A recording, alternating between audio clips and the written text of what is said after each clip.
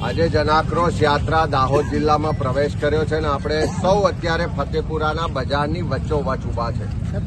બધા જ વર્ગ વિસ્તારના લોકોની એક જ રજૂઆત છે કે આ તાલુકા મથક છે, પણ ચારે તરફથી સરકારમાં બેઠેલા નેતાઓનો જે ભ્રષ્ટાચાર છે એનો ભોગ આ જનતા બની રહી છે.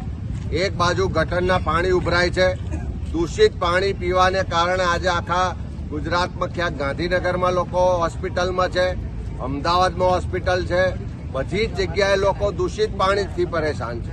સાથે સાથે આ ફતેપુરામાં જે ગટરો ઉભરાય છે, રસ્તામાં ખાડા છે કે ખાડામાં રસ્તા છે ખબર નથી પડતી.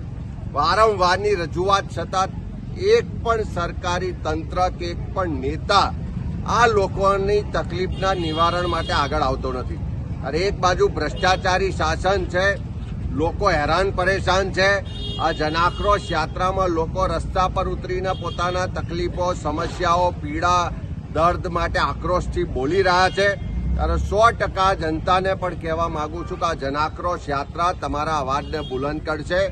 આ ફતેપુરામાં જે ગટરો ઉભરાય છે, જે ખાડા પડ્યા છે, જે લોકો હેરાન પરેશાન થાય છે, વેપારીઓની સાથે સાથે આમ જનતા હેરાન પરેશાન છે, તમારા અવાજને બુલંદ કરવાનું કામ કોંગ્રેસ પાર્ટી કરશે ને આ પ્રશ્નને છેક વિધાનસભા સુધી લઈ જઈશું.